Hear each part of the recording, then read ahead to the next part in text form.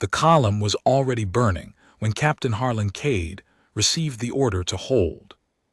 Not advance, not withdraw, hold. The word came through on a channel so degraded by atmospheric interference that it arrived as 3 syllables of static wrapped around a single clean consonant. But Cade had been listening to bad comms for 11 years, and he could parse meaning from less. Hold meant they were not leaving Sector within 4. Hold meant the evacuation corridor behind them was still full of people who could not move faster than his vehicle could absorb fire. Hold meant that the 4 remaining vehicles of Bravo Troop, 2nd Armored Reconnaissance, Terran Expeditionary Detachment, were now the only barrier between the Veshkari advance and 6,000 displaced civilians, crawling south through the ruins of a city that had stopped being a city 19 hours ago. He pressed his forehead against the cupola sight and adjusted the magnification. The road ahead, what remained of it, ran straight through the commercial district of Lascari, a mid-tier settlement on the 4th planet of the Oreth system. Population 82,000 before the Veshkari hit it, population unknown and dropping now. The buildings on either side were 4 to 8 stories of prefabricated composite panel, the kind the Orathi built fast and maintained never. Half of them were sheared open at the midsection, their interiors spilled across the road in heaps of fractured gray panel and melted wiring conduit, and the particular pale green dust that composite released when it burned. Fires still ate at the upper floors, but the smoke rose in white columns, not black. The composite burned clean, which meant the air at street level was breathable if you didn't mind the taste of calcium silicate. Cade didn't mind. Gunner, hold fire. Driver, bring us forward to the intersection. Loader, stand ready on depleted penetrator. The vehicle lurched and rolled. 68 tons of Terran armored chassis moving through wreckage at walking speed, the tracks grinding composite rubble to powder, the turret traversing left and right in slow sweeps as specialist rays worked the thermal sight. They were in a Vanguard 7 cavalry fighting vehicle, not a main battle tank, not technically, though the distinction mattered less with every engagement. The Vanguard 7 carried a 140 high-velocity cannon, a coaxial directed energy weapon, a roof-mounted anti-personnel system, and enough reactive armor to absorb 3 direct hits from a Veshkari plasma lance before the 4th one reached the crew compartment. They had taken 2 hits already. The left sponson was slag. The secondary optical array was dead. The comms relay on the turret bustle was a blackened stump that smelled like burned copper. They had 4 vehicles left. That morning they'd had 9. Sergeant Alvarez's vehicle had burned at the river crossing, a mobility kill from a shaped mine that split the right track, then a plasma lance through the engine deck while the crew tried to remount. Alvarez and his driver got out. The gunner and loader did not. Staff Sergeant Brin's vehicle had been hit from above by something they never identified. A kinetic round through the turret roof that punched through the commander's position and exited through the hull floor without detonating. A freak event that killed Brin instantly and left her crew alive because the round was narrow enough to pass through without touching anything combustible on its way. They were riding now in the back of Sergeant Yun's vehicle, concussed and carrying what remained of Brin's tactical display in a scorched canvas bag, because it contained the sector's encryption keys, and they did not have authorization to destroy them. The other 3 vehicles had been lost in the morning's fighting across the eastern approach to Lascari, a running engagement through suburban rubble fields against a Veshkari motorized column that had moved faster than the intelligence estimate predicted. Sergeant Coe's vehicle had taken a mobility kill and been abandoned. Staff Sergeant Delacroix's vehicle had been hit by 2 plasma lances in rapid succession while covering the withdrawal.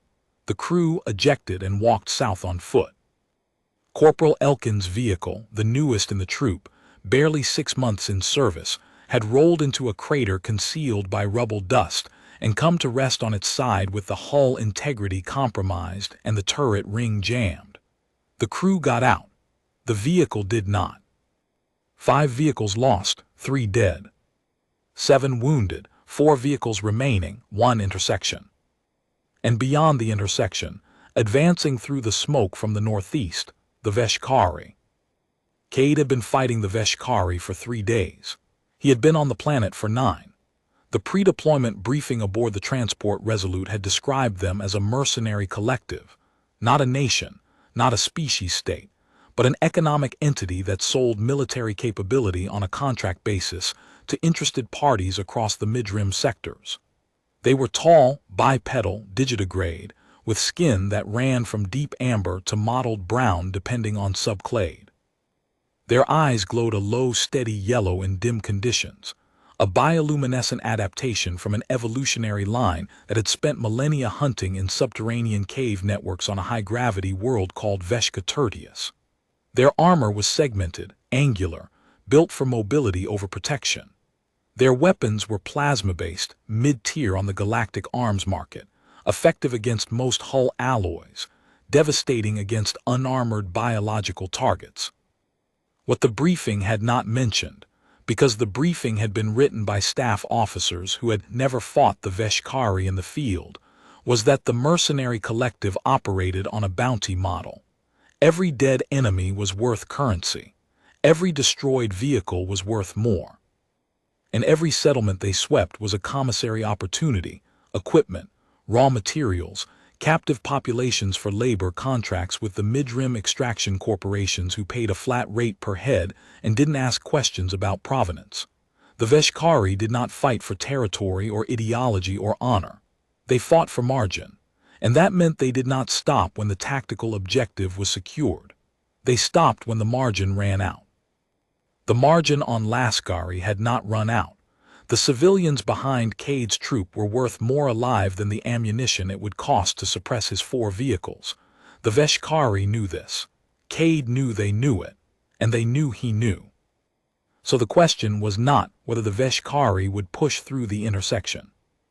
The question was how fast, and how many, and whether 4 vehicles in a chokepoint could bleed them enough to make the margin calculation shift before the evacuation corridor cleared. Cade opened the hatch and stood up in the cupola.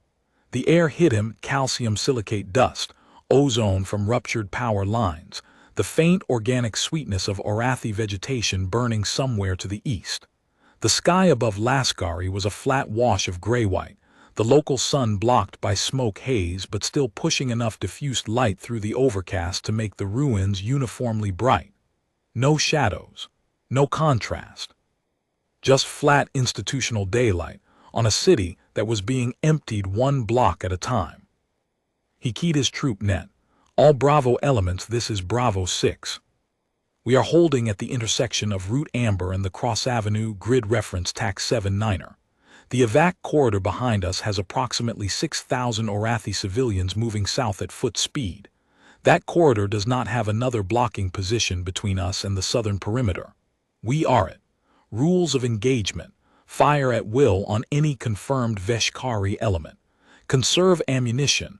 We are not getting resupplied. Questions. No questions. His people understood. He'd served with Rays for 4 years, with Yun for 3. Corporal Dean in the loader's seat had been with him since Kira's Sigma, which was a different planet and a different contract and the same kind of math. Bravo 2. Take position behind the collapsed structure on the northeast corner. Bravo 3, I want you hull down on the west side with your gun covering the Cross Avenue.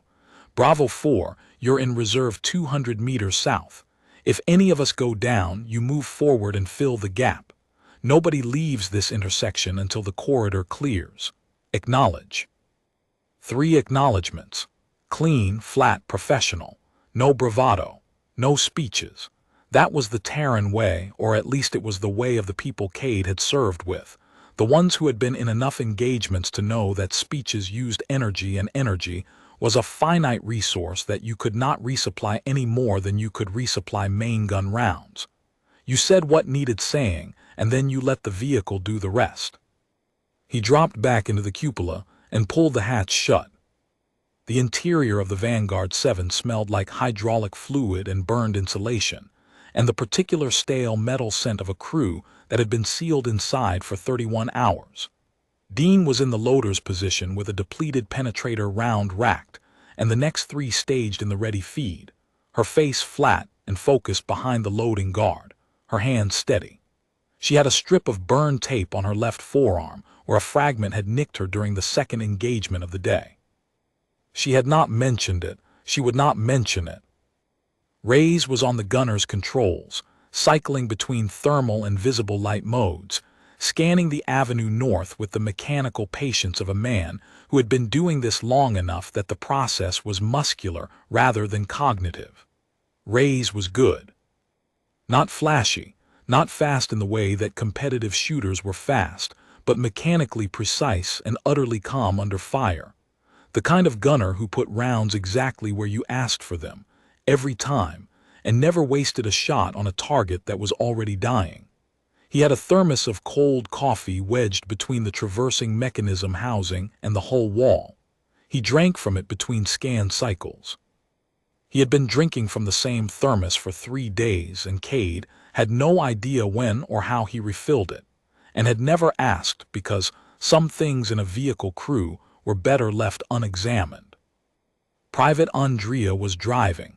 She was 23 and this was her second deployment, and she had not spoken more than 30 words since the column started burning. She drove well. She positioned the vehicle where Cade told her to position it without hesitation and without grinding the tracks against the rubble edges, which was the mark of a driver who understood the geometry of a 68-ton machine in a confined space. She would either talk about it later or she wouldn't.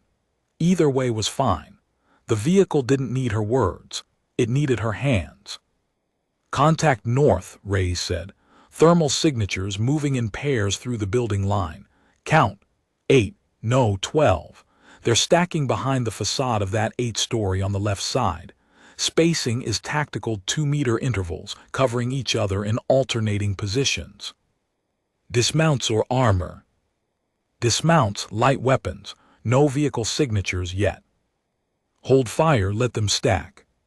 They're probing." This was the Veshkari way.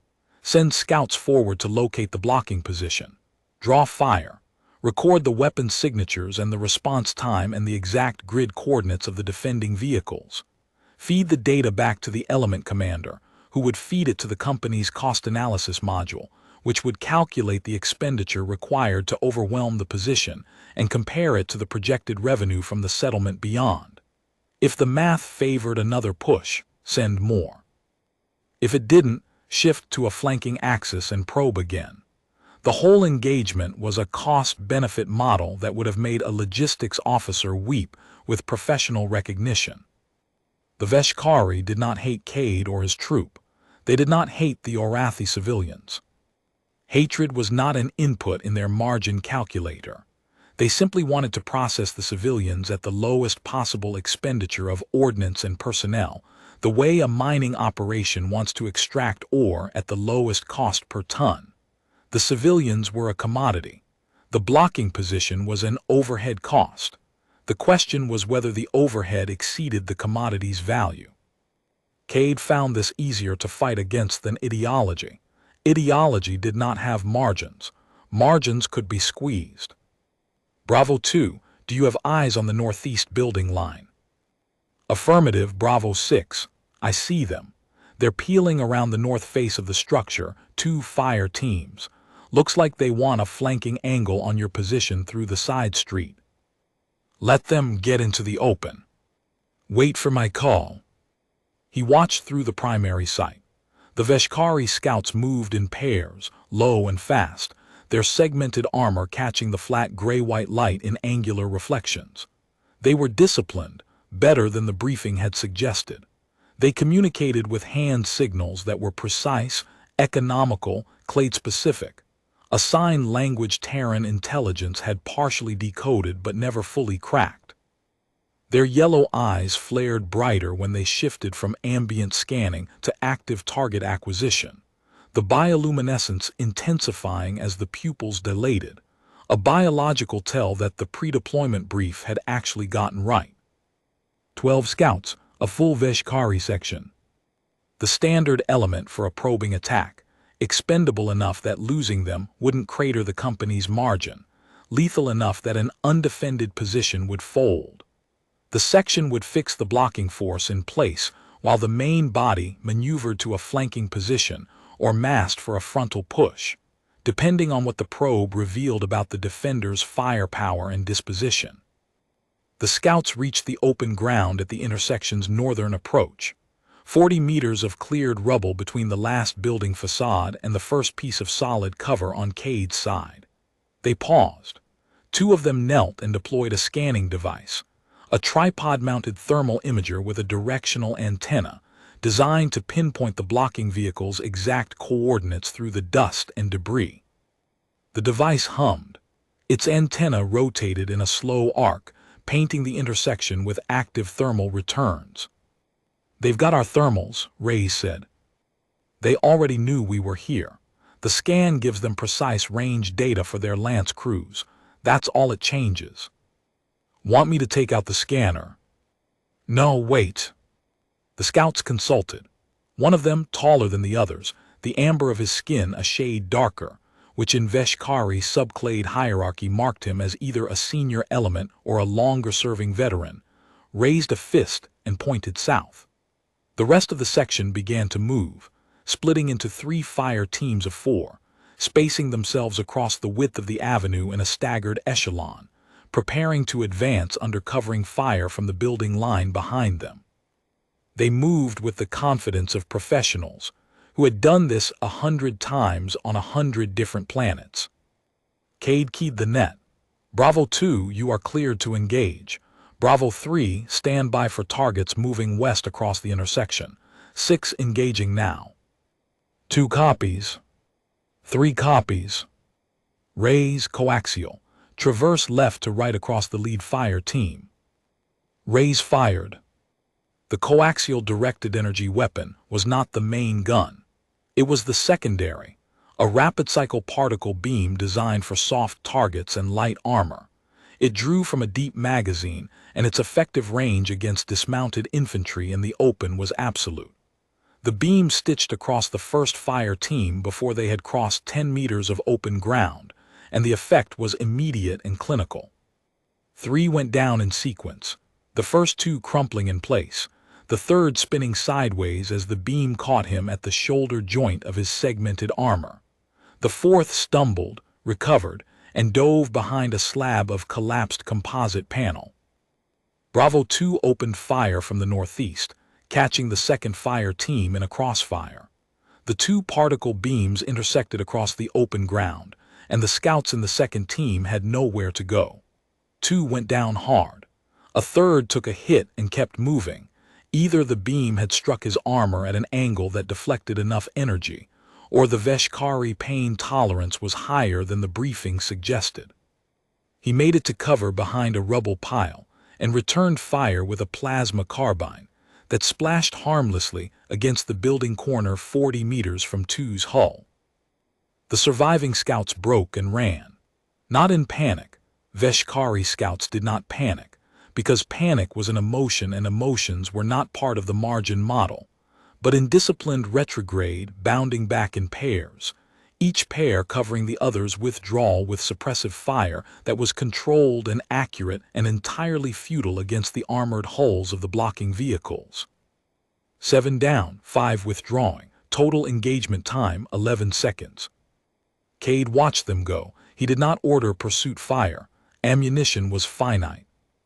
The scouts were already inside the building line, and the coaxial's effective angle degraded rapidly once they cleared the open ground. Let them go. Let them report back. Let the report enter the Veshkari margin calculation, and let the numbers shift. Raise ceasefire. Dean, verify coaxial charge level. Coaxial at 92%. Good, now we wait. Waiting was the discipline that nobody briefed you on.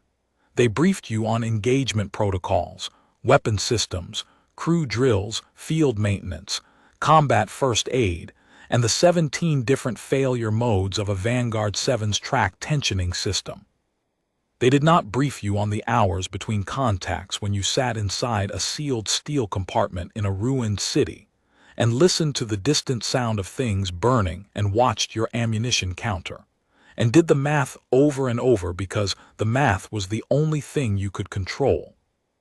Cade did the math. The Vanguard 7's 140 carried 42 rounds in the ready rack and hull stowage combined. They had expended 8 in the morning's engagements, 34 remaining. The coaxial had 1,800 pulses at combat power. The anti-personnel system on the roof was fully loaded, but its traverse was blocked on the left side by the slag that used to be their sponson armor, and its effective range was 70 meters, which made it a last resort. His 3 other vehicles. Bravo 2 was in good shape, full ammunition, all systems functional, crew of 4 with no casualties. Bravo 3 had taken a mobility hit early in the day. A plasma lance had melted the right forward road wheel, and the track was riding on the remaining wheels with an audible grinding that Cade could hear through the hull whenever 3 repositioned. 3 could fight, but it could not maneuver at speed. Bravo 4 was in reserve and undamaged, but its crew included the 2 concussed survivors from Bryn's vehicle, which meant its loader was operating at reduced capacity. The math said, hold the chokepoint, because the chokepoint multiplied the defensive value of 4 vehicles by a factor that no amount of Veshkari massing could overcome without paying full price. The intersection was 60 meters wide. The building facades on either side funneled any approach into a killing zone that the 4 vehicles could cover from 3 converging angles. The Veshkari would have to commit a company strength element to overwhelm the position by direct assault, and every failed probe made that commitment more expensive. The math also said, ammunition was a declining asset. The Veshkari had more bodies than Cade had rounds, and time was the only variable that could save the corridor. If the evacuation cleared in 3 hours, he could withdraw. If it took longer, he would run out of main gun rounds before the last civilian crossed the southern perimeter. So Cade did what armored commanders have always done when the math is ugly and the position is fixed. He waited, he watched, he controlled the things he could control, and he set aside the things he couldn't. During the wait, he ran a maintenance check. Not because the manual said to. The manual assumed you had a maintenance bay and a supply sergeant and a functioning logistics chain, none of which existed in Sector Within 4 anymore. But because knowing the exact state of your vehicle was a form of control, and control was the only currency that mattered when you couldn't buy more ammunition. Dean, count the ready rack, hull stowage 2. Ready rack 18 depleted penetrator 2 high explosive, hull stowage 14 depleted penetrator. She paused. We lost the 2 He rounds in hull stowage when the sponson took that hit. The blast panel contained it, but the concussion cracked the casing on both rounds. I pulled them and stowed them in the discard bin. Good call. 2 fewer rounds, but 2 rounds that might have misfired and killed them from the inside. The math adjusted. 32 usable main gun rounds. Better to know now than to find out when Dean rammed a cracked casing into the breach. Rays house the primary sight. Thermals are clean. Visible light has a drift in the upper right quadrant, maybe 2 mils. I'm compensating. If it gets worse, I'll switch to thermal only and call adjustments. Hydraulics. Turret traverse is smooth. Elevation is lagging on the upsweep by about half a second. I've been leading it. These were not complaints. They were status reports delivered with the same tone a pilot uses when reading gauges, flat, technical, informational. The vehicle was degrading, the way all vehicles degrade under sustained combat, and the crew was compensating for each degradation with the accumulated skill of people who had spent more of their adult lives inside armored hulls than outside them. The vehicle did not need to be perfect. It needed to be functional.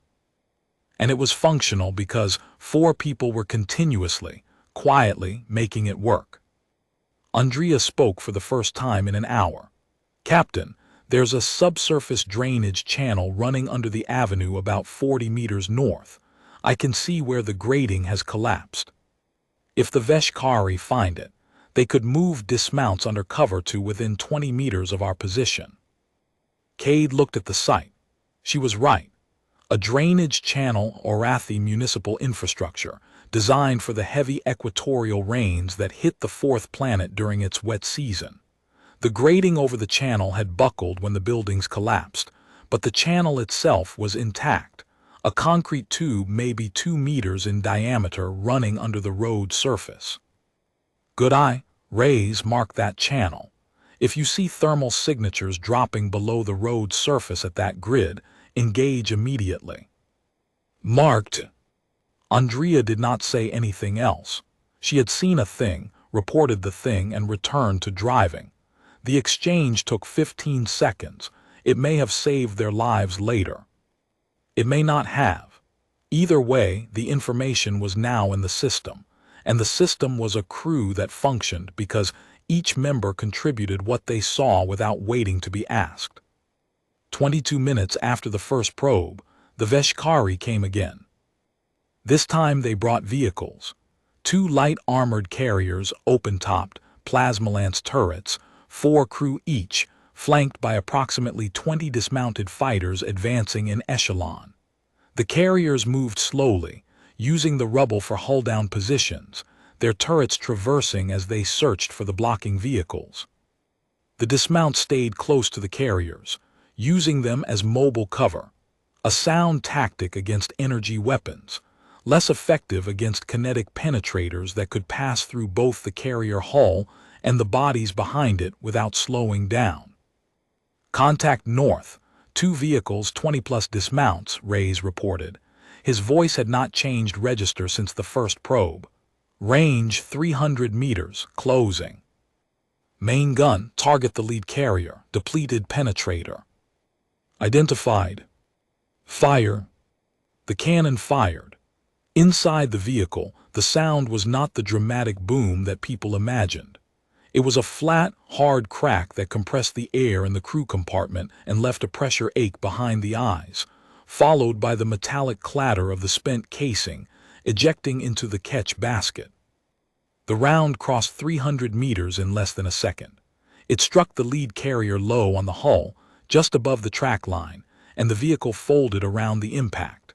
The turret separated. The hull split along a manufacturing seam.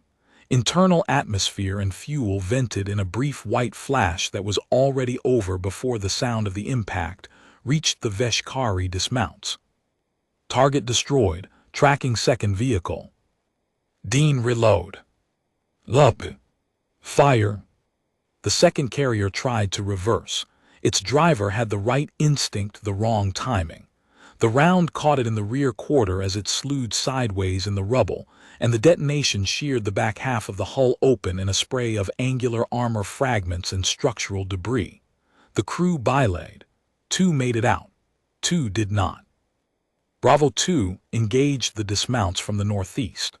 Bravo 3 fired from the west, its main gun putting a round into a cluster of Veshkari who had taken cover behind a rubble pile that turned out to be thinner than they'd calculated.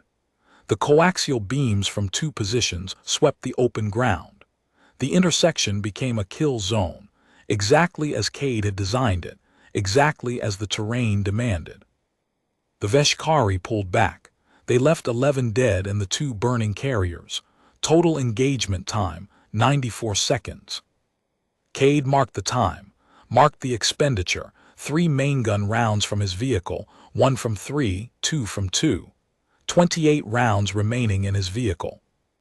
All Bravo elements report status. 3 acknowledgements, no new casualties, no new damage. Bravo 3 reported that its right track was making a new sound, a high-pitched whine suggesting the remaining road wheels were heating beyond spec. Yun assessed 30 minutes of sustained movement before the track would seize. He said this with the flat delivery of a mechanic reading a gauge. Cade acknowledged and updated the mental ledger. 3 was becoming a fixed position. It could fire, but it could not maneuver. If 3 went down, Bravo 4 would have to cover the Western Avenue alone, which opened a flanking route the Veshkari would find within minutes. He keyed the civil authority channel. The frequency, a trembling Orathi municipal administrator, had given him 12 hours ago.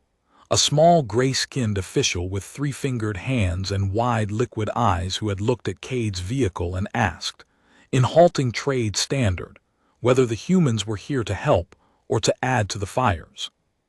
Lascari Civil Authority, this is Terran Bravo 6, status of the evacuation corridor. The response came slow. A different voice, younger, strained, speaking trade standard with the liquid consonants of native Orathi. Bravo 6, this is Corridor Control South.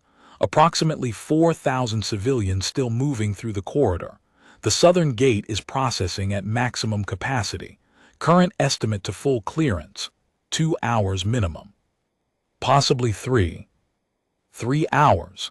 Cade looked at his ammunition counter, looked at the 2 burning carriers smoking in the intersection. Understood, corridor control. Maintain processing speed. We are holding the northern approach. He did not add a qualifier. He did not say as long as possible or until forced to withdraw. The corridor needed 3 hours. He would give them 3 hours. The only question was the cost, and cost was something that happened to vehicles and ammunition, not to promises. Between the second and third pushes, Cade had time to think. He did not use it to think about the people behind him. That calculation was already made, and revisiting it would not change the answer. He used it to think about the Veshkari. He had studied their after-action reports from previous campaigns, the ones that Terran intelligence had recovered from abandoned command posts on 3 different planets. The reports were meticulous. They logged every engagement in financial terms, rounds expended, personnel lost, equipment damaged, revenue forfeited, revenue captured. There were no phrases like fought bravely or held against overwhelming odds. There were cost per kill ratios. There were depreciation schedules for carrier hulls. There was a line item for personnel replacement acquisition costs that treated dead mercenaries the way a shipping company treated lost containers. An insurance event, not a tragedy. Cade did not find this contemptible. He found it legible. An enemy that fought for belief would absorb irrational losses because belief did not have a balance sheet. An enemy that fought for margin would disengage when the margin turned negative, because continuing to fight after the margin failed was the one thing a cost-driven organization could not justify to its stakeholders. Every round Cade put into a Veshkari carrier was not just a kill.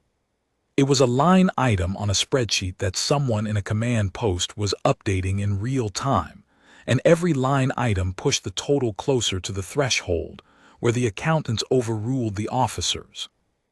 That was how you won this kind of fight, not by destroying the enemy, by making the enemy's own arithmetic destroy them.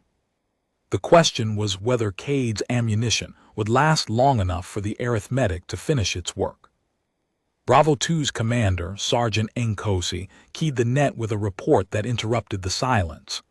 Bravo 6, I've got movement on the upper floors of the building northeast, 4th and 5th stories. Not dismounts, looks like observers. 2, maybe 3 individuals with optical equipment. They're scanning the intersection from elevation.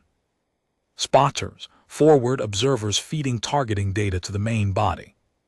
They could also be calling in indirect fire if the Veshkari had any remaining artillery assets in sector. And the intelligence estimate said they might. A pair of mobile plasma mortars that could drop high-angle fire into the intersection from behind the building line, where Cade's direct-fire weapons could not reach them. 2, can you engage? Angle's bad. They're behind the window frames. I can put coaxial into the building face, but I can't guarantee a kill without main gun rounds, and you told me to conserve. Hold your fire, mark the positions. If they start lasing for indirect, take the shots. 2 copies. The spotters stayed in the windows. They did not laze, they watched. Cade watched them watching and filed it under the category of problems that had not yet become expensive enough to spend ammunition on. The spotters were part of the calculation. The Veshkari were pricing the next assault, weighing what they knew about the blocking force against what another push would cost. The spotters were a line item too, intelligence gathering overhead, charged against the projected revenue of the operation.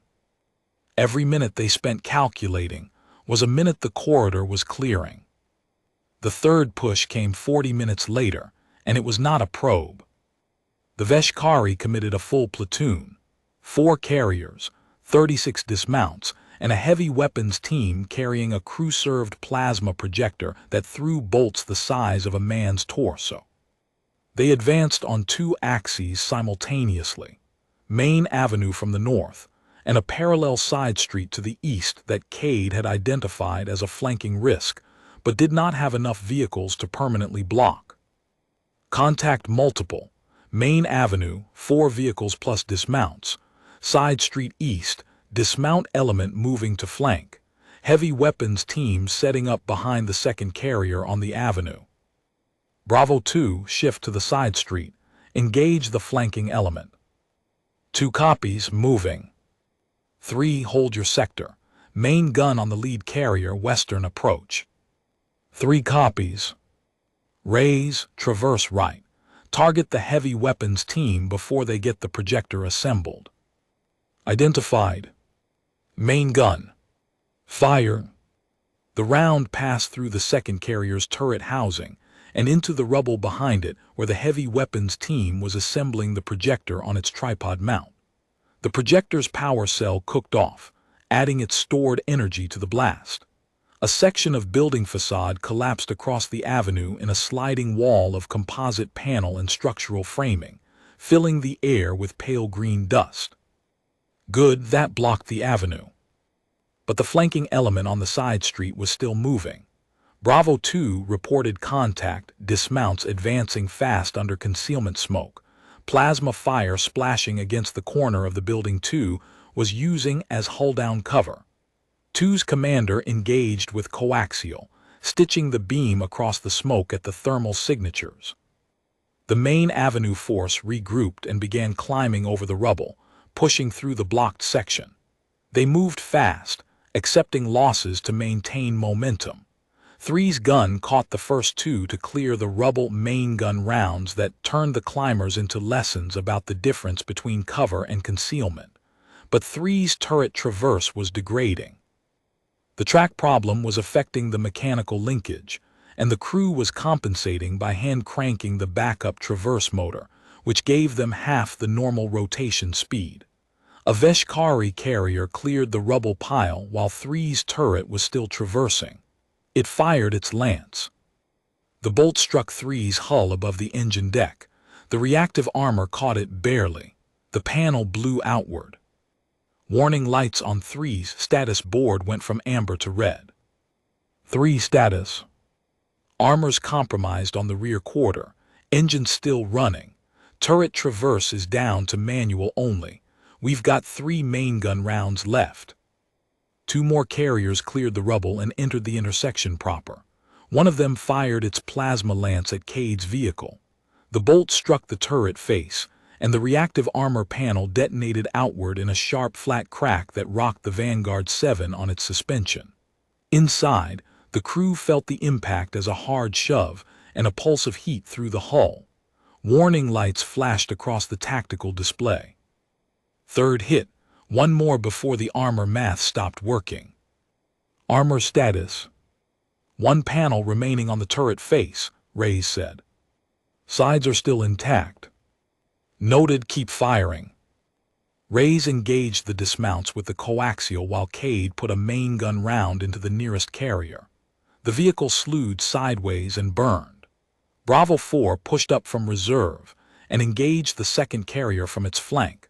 Pollock's gunner put a round through the engine deck at 150 meters, and the carrier ground to a halt with its turret still traversing, the crew abandoning it before the ammunition cooked. On the east side, Bravo 2 was in a close-range fight. The flanking dismounts had closed to within 60 meters, and the engagement had become a particle beam duel at ranges where the Veshkari plasma carbines could actually reach the hull. A bolt struck 2's right track assembly. Not a killing blow, the track held, but the thermal damage would degrade the metal's integrity over time. weakening a link that might snap under load during the next maneuver. Two held. Two held because that was what Cade had asked, and because the crew understood that holding was the only option that kept the corridor open. The flanking attack stalled, fragmented, and pulled back when Bravo 4 added its coaxial fire to twos from an angle the dismounts couldn't cover. The main avenue force withdrew 30 seconds later. They left 23 dead, 3 destroyed carriers, and the smoking wreckage of the heavy weapons projector. Cade's ammunition counter showed 21 main gun rounds. He marked the time, 45 minutes since the hold order. 2 hours and 15 minutes remaining on the evacuation estimate. He was burning rounds faster than the corridor was clearing.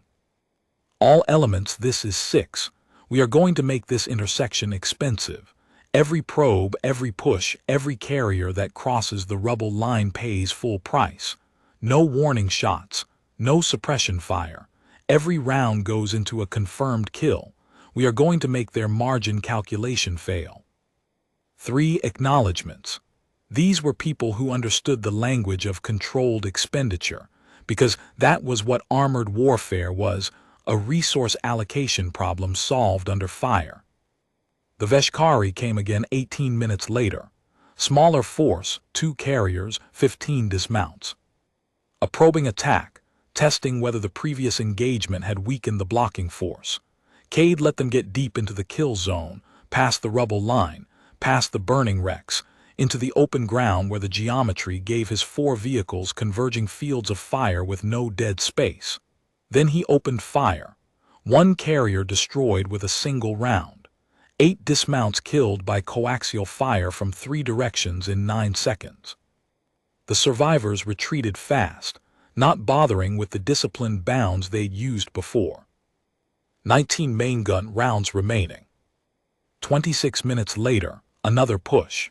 Single carrier with a mine-clearing blade pushing through the rubble to clear the avenue.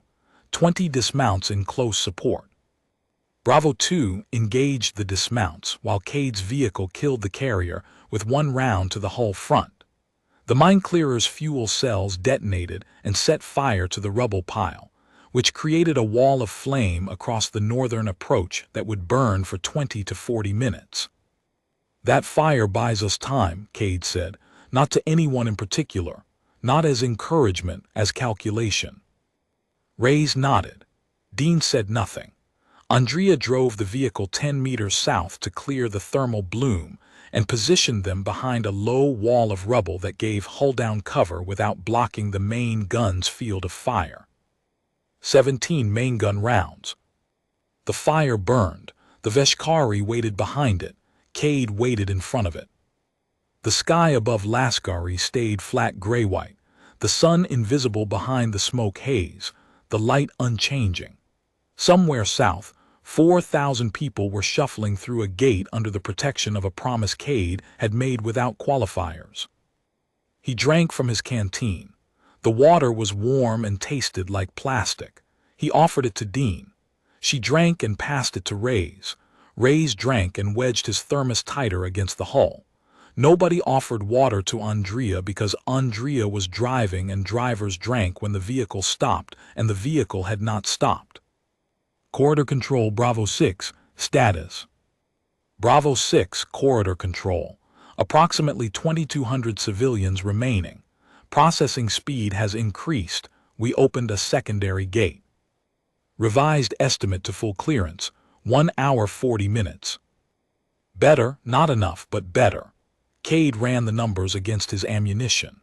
17 main gun rounds at the current rate of expenditure, roughly 1 round every 8 minutes of active combat, gave him 136 minutes of fighting capacity if every round scored a kill. The corridor needed 100 minutes to clear. The margin was thin, but it was there. Unless the Veshkari brought more. The fire died down after 35 minutes. The rubble pile still smoldered in spots, but the wall of flame had diminished to scattered pockets that the Veshkari could work around. Cade felt the rhythm building again, not mystical, not instinctive, just the accumulated pattern recognition of a soldier who had been in enough fights to sense when the tempo was about to change. They were massing behind the building line. They were calculating. They were deciding whether to commit everything. They committed everything. The fifth push was the full Veshkari presence in sector. 6 carriers, 50+ dismounts, a command vehicle, larger, heavier, with an antenna array and a hardened hull that marked it as the element coordinator for the entire operation. They came through the building line on 3 axes simultaneously. Main Avenue, side street east, and a new approach through a building the Veshkari combat engineers had breached by blowing out the ground floor, creating a covered lane that debouched directly into the intersection's western edge, exactly where Bravo 3 was sitting with a seized track and a hand-cranked turret. Contact all directions. This is their main effort. 3, do you have the western breach? 3 has it, engaging. Track is fully seized, I can't maneuver. Manual traverse only, it's slow. Do what you can. 2, side street. 2 copies, engaging. 4, move forward to the intersection. I need another gun on the main avenue. 4, moving. Cade fired. The lead carrier on the main avenue died at 200 meters. The second carrier pushed past it, firing its lance at Cade's vehicle. The bolt struck the turret. The last reactive armor panel blew, the 4th hit. The heat came through the hull in a wave that Cade felt on his face, and the status display lit up with warnings he did not have time to read. Armor's gone, Reyes said. Noted. The next plasma bolt that found the turret would come through the hull and into the crew compartment. Cade did not dwell on this because dwelling required cognitive resources that he needed for the engagement. The turret still traversed. The gun still fired. The vehicle was still a weapon. Reyes, second carrier, main gun. Target. Fire. The carrier slewed and burned. The third carrier reversed into the rubble. Bravo 4 arrived at the intersection, and Pollock put a round through the command vehicle's antenna array, then a second through the engine deck. The command vehicle ground to a halt, its crew bailing out. Without coordination, the Veshkari assault fragmented. The dismounts on the main avenue lost their fire distribution orders. 2 carrier crews attempted independent maneuvers and collided in the rubble. One of them threw a track. On the western edge, Bravo 3 was fighting the breach. Yun's gunner put a round through the building's ground floor, collapsing the improvised tunnel and burying the dismount element that was pushing through it. Dust and rubble erupted. 2 Veshkari stumbled out of the cloud. 3's coaxial cut them down. Bravo 2 on the east held the side street against a concentrated push. A heavier weapon, a plasma projector, crew served, mounted on an improvised cradle, put a bolt into the building 2 was using as cover. The building's upper stories cracked and shifted, and 2's commander reported that his position was becoming untenable. Rubble was falling around the vehicle. The building might collapse. 2, pull back 20 meters. Re-engage from the secondary position. 2 copies, moving. 2 moved. The Veshkari on the side street pushed forward into the gap, and for 30 seconds there was a hole in the blocking line. Cade shifted his coaxial to cover the gap while 2 repositioned. Reyes fired the particle beam in controlled bursts, stitching it across the side street at any thermal signature that moved. Bravo 4 added its coaxial from an oblique angle. The gap held because 3 weapons covered it while 1 vehicle moved, and the Veshkari dismounts who tried to exploit the opening paid for the attempt with 7 bodies on the pavement. 2 reached the secondary position and re-engaged. The side street was sealed again. The main avenue force withdrew. The side street force withdrew. The western breach was buried. The assault was over. They left 31 dead, 4 destroyed carriers, the crippled command vehicle, and the track-thrown carrier sitting in the rubble. The intersection was carpeted with debris, casing fragments, angular shards of segmented armor, and the pale green dust. Cade's ammunition counter showed 9 main gun rounds. All elements status. 3 was combat ineffective for movement. Track fully seized. Turret traverse jammed on manual. 3 main gun rounds remaining. Yun's coaxial was still functional and his crew was intact, but 3 was not going to move again without a maintenance team. 2 was operational but degraded. 1 reactive panel blown. Thermal stress on the engine deck climbing. Track integrity questionable on the right side. 4 was intact. Pollock reported his crew functional, including the 2 concussed survivors from Bryn's vehicle, who had taken over the troop compartment's secondary coaxial station, and were operating it with the focused competence of people who had decided that a concussion was not a sufficient reason to stop fighting. Corridor Control Bravo 6, status. Bravo 6, approximately 900 civilians remaining, 1 hour to clearance, perhaps less. 1 hour, 9 rounds, 3 battered vehicles and 1 that couldn't move. The math had simplified to its terminal form, 1 round every 7 minutes. If the Veshkari came faster, the rounds would run out first. If they came slower, the corridor would clear. Cade was not afraid. Fear was a chemical process that his body had been running at varying intensities for 3 days, and he had long since learned to let it run without feeding it attention. He was not brave because bravery implied a choice and there was no choice. There was a corridor with 900 people in it, and there was an intersection, and there were 4 vehicles. The geometry was fixed. The obligation was fixed. The only thing that moved was time. He waited. He drank his warm water. He listened to the distant crump of detonations from other sectors, other engagements, other problems that were not his to solve. He thought about the Orathi civilians and the municipal administrator who had asked if the humans were here to help. And he thought about what help meant when it was denominated in main gun rounds and reactive armor panels, and the patience of 4 crews who had not slept in 36 hours. The Veshkari probed once more. A small element 6 dismounts moving through the building line on the east side, testing the flank. Bravo 2 engaged them with coaxial fire and killed 3. The others withdrew. No carriers, no heavy weapons, a cost check, not a serious push. Then a different kind of contact. A single plasma bolt, not from a carrier lance, not from a carbine, but from something with a tighter beam and a longer range, struck the rubble wall in front of Cade's vehicle. The impact was precise. It hit the exact spot where the hull would be if the vehicle were positioned 6 inches further forward. Sniper, Reyes said. High angle, coming from the upper floor's northeast building, the spotter's position. The Veshkari had upgraded the observers to a marksman team. A long-range plasma weapon, probably a precision lance with an optical stabilizer, firing from elevation at the vehicle's weak points.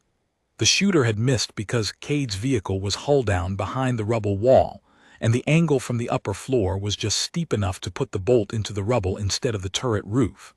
But the turret roof was where the armor was thinnest, and a precision lance at that range could punch through it. Reyes, do you have the shooter's position? 4th floor, 2nd window from the east corner. I can see the thermal bloom from the weapon's cooling vents. Main gun or coaxial? Coaxial won't penetrate the building face at this angle. The wall's too thick. Then main gun, 1 round. Captain, we've got 9 rounds. I'm aware, fire. The 140 round struck the 4th floor of the northeast building, and the entire facade from the 3rd to the 5th floor collapsed outward in a cascade of composite panel and structural framing that filled the side street with rubble and dust. The sniper position ceased to exist. So did the 2 observer positions above and below it. 8 main gun rounds. Cade did not second-guess the expenditure. A sniper on the turret roof would have killed him or Reyes on the next shot, and a dead commander or a dead gunner would have ended the defense more certainly than running out of ammunition. Some rounds bought kills. That round bought survival. The math was different, but the ledger balanced. Dean reloaded without being asked. Her hands moved through the sequence: extract from rack, seat in breech, close, arm, with the economy of a process that had been repeated so many times it no longer required conscious instruction. She had loaded rounds under fire, under heat stress, under concussive impacts that rattled her teeth and blurred her vision, and she had never misloaded. Not once in 4 years. Cade had told her once that she was the best loader he'd ever worked with. She had said "thank you, sir," and gone back to loading. That was the entire conversation. It was enough. Cade let the numbers settle. The Veshkari had lost over 100 fighters and 8 carriers at this intersection. Their company strength was degraded by at least 40%. The margin on the remaining civilians, 900 heads at whatever rate the labor contracts paid, was shrinking against the cost of another full assault. The inflection point was close. He could feel it the way a trader feels a market turn, not in data but in the absence of data. The probes were smaller. The intervals were longer. The Veshkari were recalculating. 38 minutes passed. No contact. The fires in the intersection burned down to embers. The smoke thinned. The flat gray-white sky brightened marginally as the afternoon wore on and the haze began to dissipate. And for the first time in hours Cade could see the actual sun, a pale disk behind a thinning veil of atmospheric debris. Corridor Control, Bravo 6. Bravo 6, Corridor Control. The last group of civilians has passed through the southern gate. The corridor is clear. Repeat, the corridor is clear. Cade sat in the cupola and listened to the transmission. He did not celebrate. He did not sigh or close his eyes or let any of the accumulated weight of the past 4 hours express itself physically. He pressed the transmit button. Corridor Control, Bravo 6 copies. Corridor clear. Then he keyed the troop net. All Bravo elements, corridor is clear. Mission complete. Begin withdrawal south by bounds. 3. Your immobile status on your crew. 3's crew is complete. We need a tow. 4. Hook up to 3 and tow south. 2. Cover the rear. 6 leads. 4. Acknowledgements. The machinery of withdrawal, organized, methodical, the reverse image of the defense. Cade had rehearsed withdrawal drills with this troop 100 times in garrison, and the drills held now the way drills always held when the people executing them understood that the drill was not a performance but a survival mechanism. Bravo 4 backed up to 3's position. The tow cables came out, heavy braided steel, rated for twice the Vanguard 7's combat weight, carried on every vehicle because track failures were the second most common casualty in armored warfare after crew fatigue. Pollock's driver hooked the cables to the towing points on 3's front glacis, while Yun's crew secured the turret in the travel lock position. The whole process took 4 minutes. Cade watched through the rear-view display and counted the minutes the way he had been counting main gun rounds, as a finite resource that the enemy might decide to reclaim at any moment. The Veshkari did not come. The building line to the north remained empty. The smoke drifted. The intersection sat in its wreckage, and nothing moved except the wind-driven pale green dust settling on the hulls of burned carriers. All elements move south, 300-meter bounds, 2 covers each bound. Andrea put the vehicle in gear. The tracks ground through rubble and the intersection fell behind them.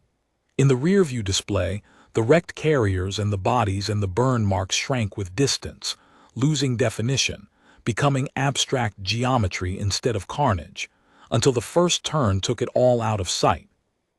Ray sipped from his thermos. Dean secured the remaining rounds in the ready Rack 9 depleted penetrator, their cases dull under the red interior lighting. She counted them by touch, running her fingers along each case the way a person might count rosary beads, not for need but for certainty. Cade opened the hatch and stood up in the cupola as the vehicle crawled south.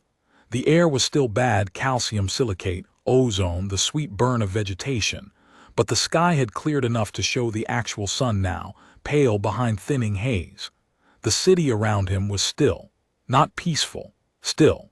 The stillness of a place that had been emptied by violence and was not yet ready to be anything else. 4 vehicles moved south through the ruins of Lascari.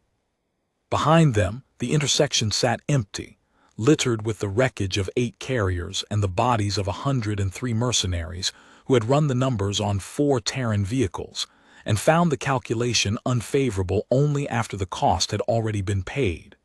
No monument would mark the position. No plaque would carry the names. The Orathi civilians who had passed through the corridor would not know who had held it. The municipal administrator would file a report listing the engagement as a rearguard action of minor tactical significance. That was fine, the corridor was clear, the math had held, the people were south of the line. And the cost, 3 dead, 7 wounded, 5 vehicles destroyed, 160-odd main gun rounds expended across 9 hours of combat, was a cost that Cade could carry because the alternative was a cost that no one should have to carry. He thought about the municipal administrator, the small gray-skinned Orathi official with the 3-fingered hands who had looked at Cade's vehicle and asked if the humans were here to help. Cade had not answered the question at the time. He had told the administrator to start the evacuation and to keep the corridor moving south and to trust that the northern approach would hold. He had not said, "We are here to help," because the word help implied a choice, and Cade had not experienced the decision as a choice. The corridor was there. The civilians were in it. The vehicles were between them and the Veshkari. The geometry was a fact, not a decision. You didn't choose to be a wall. You were a wall or you weren't, and if you were, you stayed until the wall was no longer needed. That was the thing the Veshkari had not understood, not because they were stupid, but because their model did not have a variable for it. Their cost analysis module could calculate the expenditure of ammunition, the depreciation of equipment, the replacement cost of personnel, the projected revenue of captured populations. It could model every input that had a number attached to it. But it could not model the thing that kept 4 Terran crews in an intersection after the ammunition was running out and the armor was gone, and the track was seized, and the concussed soldiers were fighting through a headache that should have grounded them for a week. It could not model the thing that made Andrea drive without speaking and Dean load without being asked, and Ray's drink cold coffee between kills and Cade sit in the cupola with the hatch open, while plasma bolts scorched the rubble wall in front of his face. The margin model called it an anomaly. The Terran vocabulary did not have a word for it either. Not really. Duty came close, and discipline came closer, but neither captured the specific quality of 4 people who simply did not leave. Not because they were ordered to stay, not because they were brave, because leaving was not a thought that occurred to them as a possibility, the way jumping off a cliff did not occur to a person standing on solid ground. The ground was the intersection. They stood on it. They did not jump. Cade sat down in the cupola and pulled the hatch shut. The interior settled around him. Hydraulic fluid, burned insulation. 4 people who had not slept in 36 hours and had fired 140 millimeters of depleted penetrator through 7 engagements because someone had said hold and they had not found a reason to stop. Somewhere behind them, a Veshkari accounting division would record the engagement as a net negative margin event, flag the sector for contract reassignment, and file the loss report with the collective's quarterly reconciliation. The report would list the cost in currency and the revenue forfeited and the personnel lost, and it would recommend avoiding Terran blocking positions in future operations, unless the projected margin exceeded a specified threshold that the accountants would calculate based on this engagement's data. The report would be accurate, it would be complete, and it would miss the point entirely because the point was not in the numbers. Somewhere ahead, 900 Orathi were walking through a gate that existed because 4 vehicles had made the arithmetic too expensive to close. Nobody spoke. The column held its interval. The road south was clear and empty, and they followed it the way soldiers follow a road when the fighting is done, and the only thing left is the quiet and the weight of having stayed.